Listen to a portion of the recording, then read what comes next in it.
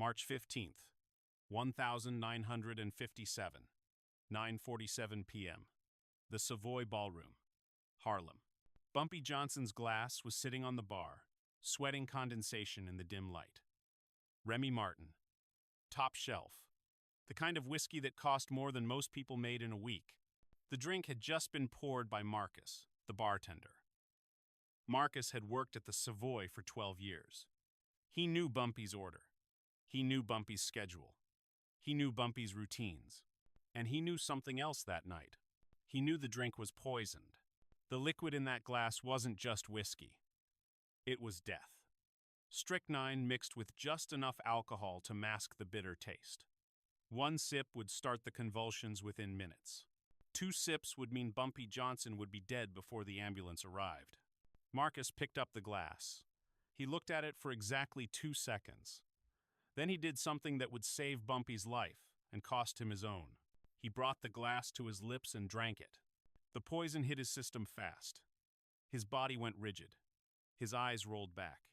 He collapsed behind the bar, convulsing, foam coming from his mouth. Within 4 minutes, Marcus the bartender was dead on the floor of the Savoy Ballroom. Bumpy didn't scream. He didn't panic. He just turned around slowly and looked at the man who'd poisoned the drink, the man standing in the crowd watching Marcus die. And then Bumpy smiled.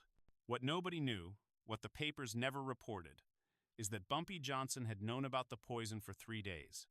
He'd known who'd planned it. He'd known why they'd done it.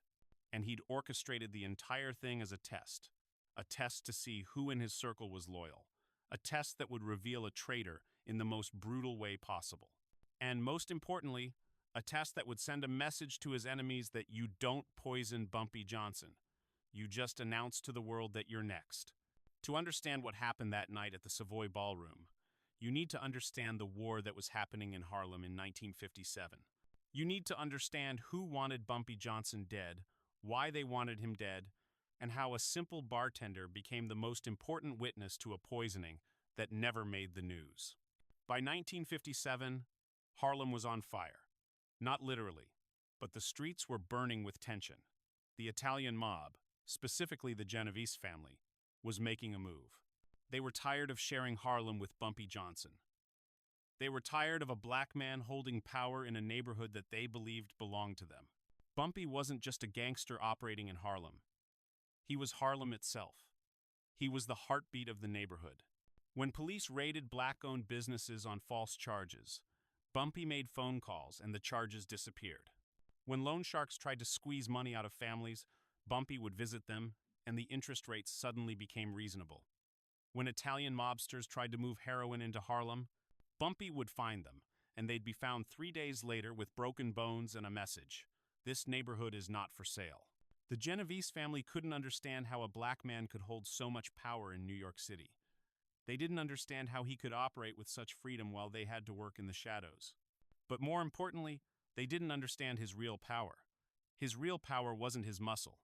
His real power was the community. Bumpy had built something that the Italians couldn't replicate. He had the absolute loyalty of Harlem.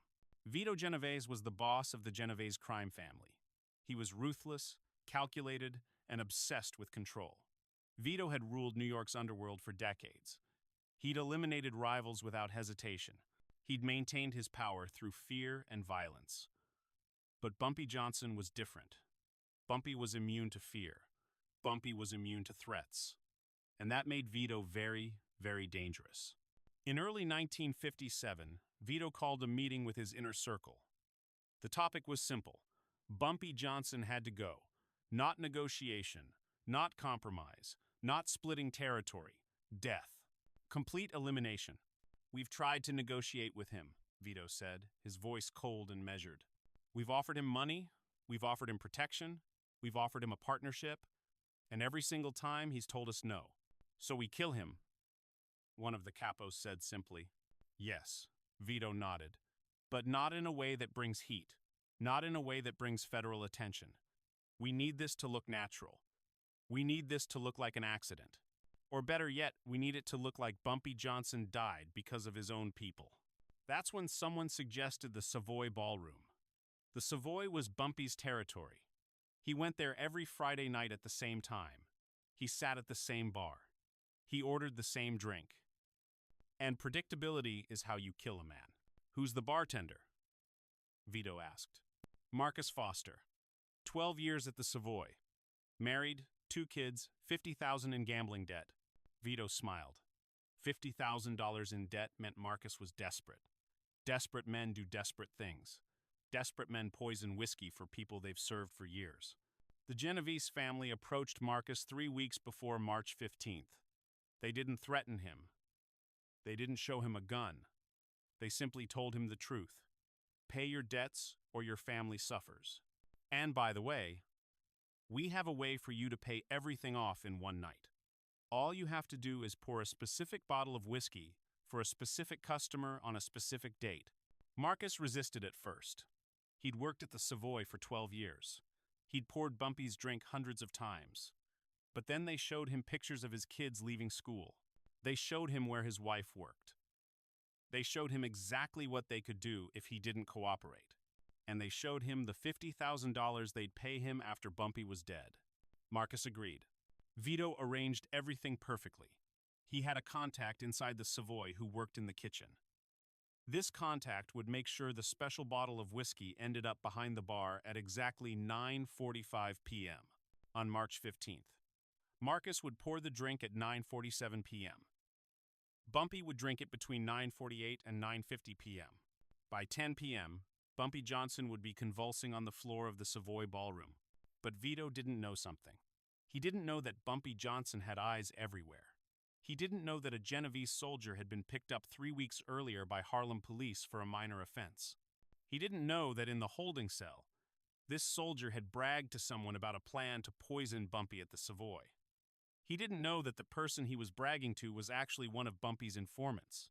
And he absolutely didn't know that Bumpy Johnson had spent the last 3 weeks orchestrating something that would change everything. 3 weeks before March 15th, Bumpy knew everything. He knew about the plan. He knew about the poison. He knew about Marcus. He knew about Vito. He knew about the bottle. He knew about the timing. But instead of immediately killing Marcus and stopping the hit, Bumpy did something that only a strategist like him would do. He decided to let it happen. Not because he wanted to die, but because he wanted to send a message to Vito Genovese that would echo through the entire New York underworld for years. Bumpy called Marcus directly. This wasn't a threat. This was a conversation. Bumpy had a way of talking to people that made them feel like they didn't have a choice but to listen. Marcus, Bumpy said when the bartender answered the phone. Marcus froze. His youngest daughter, Elena, had childhood diabetes. The medical bills were astronomical. The Genovese family knew this. This was part of why they'd chosen Marcus. This was the weakness they'd exploited. Your daughter needs the best doctors in the country, Bumpy continued. The kind of doctors that cost more money than you'll make in your entire life. I'm going to make sure she gets those doctors. I'm going to make sure those bills are paid. I'm going to make sure your family is secure for the rest of your life. Do you understand? Mr. Johnson, I know what you've been asked to do, Marcus. I know the Genovese family approached you. I know they showed you your family. I know they threatened you. I know they offered you $50,000. And I'm not mad at you, because I know something that they don't know. I know that you're going to go through with their plan. Marcus's heart was pounding. Bumpy knew everything. Here's what's going to happen, Bumpy said. You're going to do exactly what the Genovese family told you to do. You're going to pour that poisoned whiskey. You're going to do it at exactly 9:47 p.m. on March 15th. And then, Marcus, you're going to disappear. Your family will be taken care of. Your daughter will get the best treatment money can buy. You'll have enough money to start a new life. All you have to do is follow the plan and trust me. But Mr. Johnson, if you drink that whiskey, I'm not going to drink it, Bumpy said calmly. Marcus didn't understand, but he didn't need to understand. He just needed to follow instructions. Over the next 3 weeks, Bumpy put a plan in motion. First, he called in a favor from a chemist who owed him money. He needed to know exactly what poison the Genovese family was planning to use. Within 2 days, he had the answer: strychnine. A poison that would cause visible convulsions, that would be impossible to hide, that would make death look anything but natural. Then Bumpy did something genius. He called Marcus again. "When you pour the whiskey," Bumpy said, "I need you to watch it carefully. I need you to watch who's in the room. And I need you to remember every single face that's there that night. Because one of those faces is going to tell Vito Genovese that the plan failed. And I need you to survive long enough to tell me which face that was." Bumpy was setting up the next move. He was planning ahead. He was 3 steps in front of Vito Genovese, and Vito didn't even know the game had started. What Vito Genovese didn't know was that Bumpy Johnson had already decided who would drink the poisoned whiskey. And it wasn't going to be Bumpy. Bumpy had someone special in mind, someone expendable, someone whose death would actually serve a purpose, someone whose death would tell a story that everyone in Harlem would understand. 3 days before March 15th, Bumpy called a meeting with his closest associates. Not at the Savoy, not anywhere public. In a private room above a barbershop on 133rd Street. "I need someone I can trust completely," Bumpy said. "I need someone who knows they're walking to their death and is willing to do it anyway." Everyone in that room was loyal to Bumpy. Everyone would die for Bumpy. But this was different. This was asking for voluntary death. This was asking someone to take poison so that a message could be sent. No one volunteered immediately. Then a man named Joseph stepped forward. Joseph had worked for Bumpy for 8 years. Joseph had been shot twice, stabbed once, and beaten more times than he could count. Joseph had stood by Bumpy through every war, every struggle, every threat. Joseph was the kind of man who didn't ask questions. Joseph was the kind of man who did what needed to be done. "I'll do it," Joseph said simply. "I'll drink it." Bumpy looked at Joseph for a long moment. Then he nodded. "Your family will be secure forever," Bumpy said. "I'm talking about your mother, your wife, your kids, their kids. I'm talking about security that money can't buy because I'll guarantee it personally. If anything happens to them, I'll know. And when I know, the people responsible will wish they'd never been born. That's my promise. That's all I need," Joseph said. Over the next 3 days, Bumpy prepared. He got Joseph's family set up in a new house. He paid for his mother's medical care for the rest of her life. He made sure his wife would never have to work again. He took care of everything, because what Joseph was about to do was the ultimate sacrifice. A sacrifice. To teach Vito Genovese that you don't poison the people around Bumpy Johnson. The night before March 15th, Bumpy spent time with Joseph. They talked about life, about the neighborhood, about what it meant to be truly loyal. Bumpy didn't apologize. Bumpy didn't make it weird. He just acknowledged what Joseph was doing and what it meant. "You're going to be remembered," Bumpy said. "Not as a man who died, but as a man who changed the game. This one act is going to protect more people than you'll ever know. Your death is going to save lives." Joseph nodded. He understood. March 15th arrived. It was a cold night, but the Savoy was packed. The jazz was playing. The dancers were dancing. The money was flowing. It was a normal Friday night in Harlem. At 9:30 p.m., Bumpy arrived.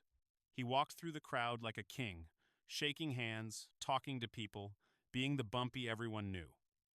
He went to his usual spot at the bar. At 9:45 p.m., Joseph arrived.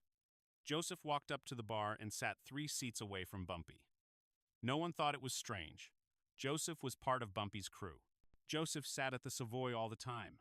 At 9:47 p.m., Marcus poured the whiskey from the special bottle. Marcus's hands were shaking. He knew what was about to happen.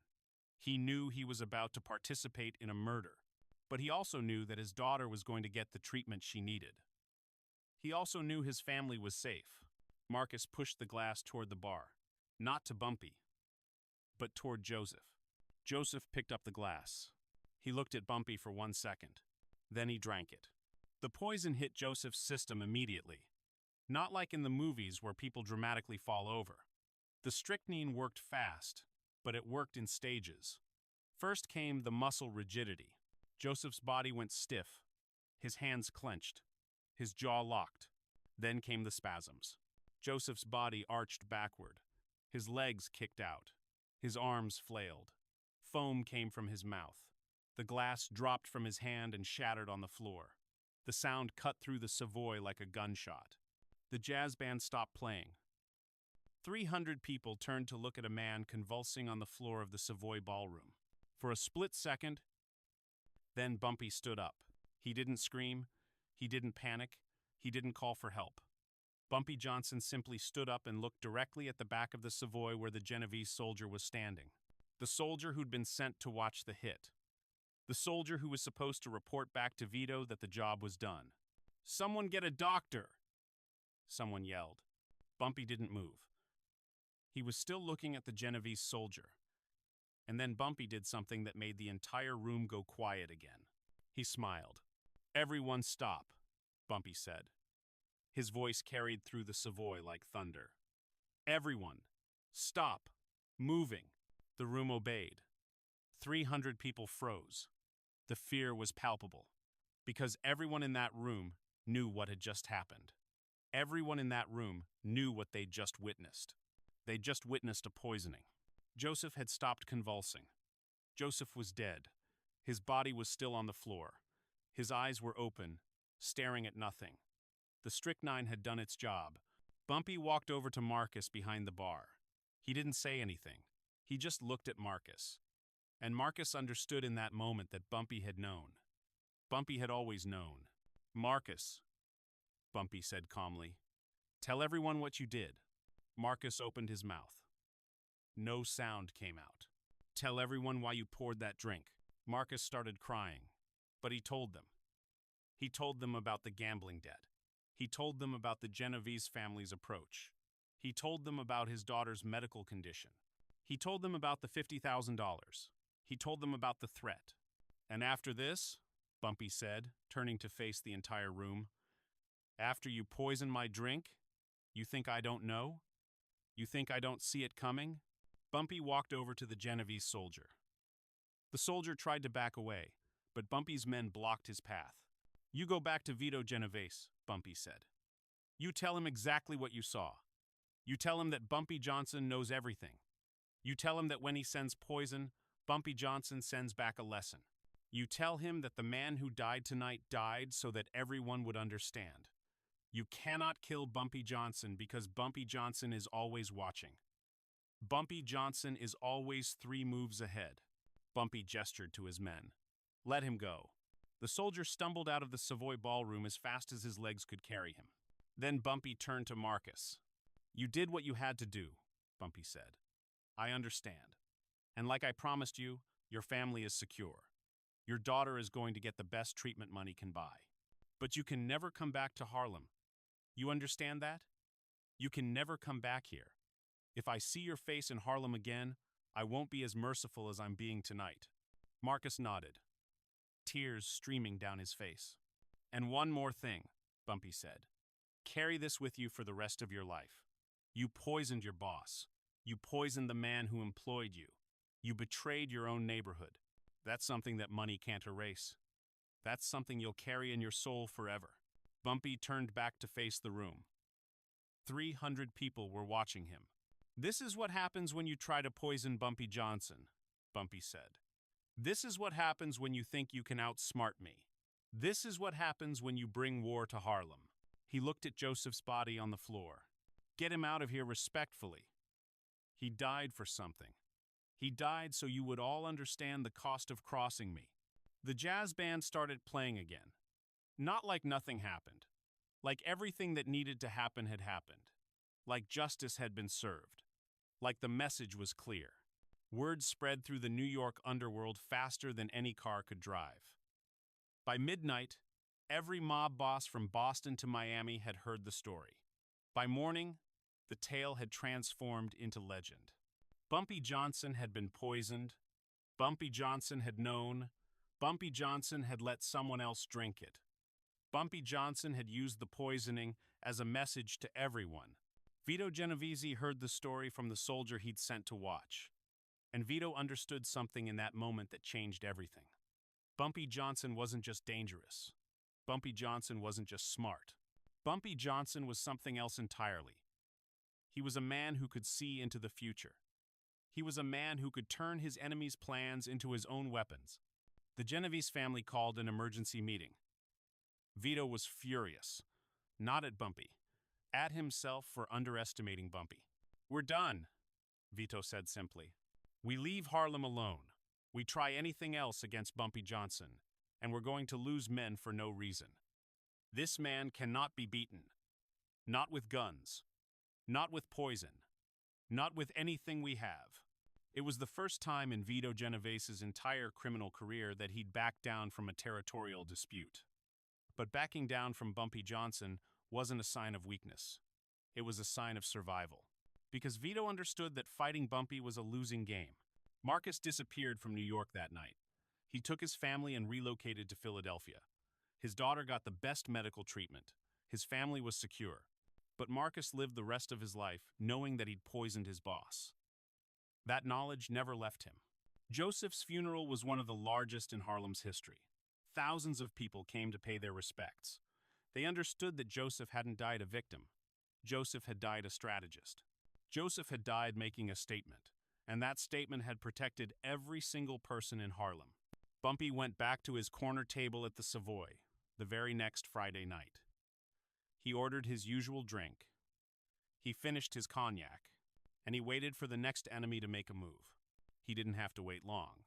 But that's a story for another time. Here's what most people miss about what happened at the Savoy Ballroom that night. Bumpy didn't just survive a poisoning. He used it to teach everyone in Harlem something fundamental about power. Real power isn't about being strong. Real power is about being smart. It's about seeing what's coming before anyone else sees it. It's about turning your enemy's weapon into your own message. It's about understanding that the game of power isn't played with guns and fists. It's played in the mind. Bumpy Johnson proved that night that he wasn't just a gangster. He was a chess master. And everyone in New York understood after that night that you don't play chess with a grandmaster. You just lose. That's the code. That's why Bumpy became a legend. If this story hit different, if it got you thinking about what real power means, and hit that subscribe button because we're dropping Bumpy Johnson stories like this every single week, and the next one is going to shock you. Leave a comment. Do you think Bumpy could have handled this differently? Would you have let Marcus live? Next time, we're telling the story of how Bumpy Johnson made a federal agent beg on his knees. You don't want to miss that. Remember, loyalty can't be bought. Strategy can't be beaten. And Bumpy Johnson embodied both.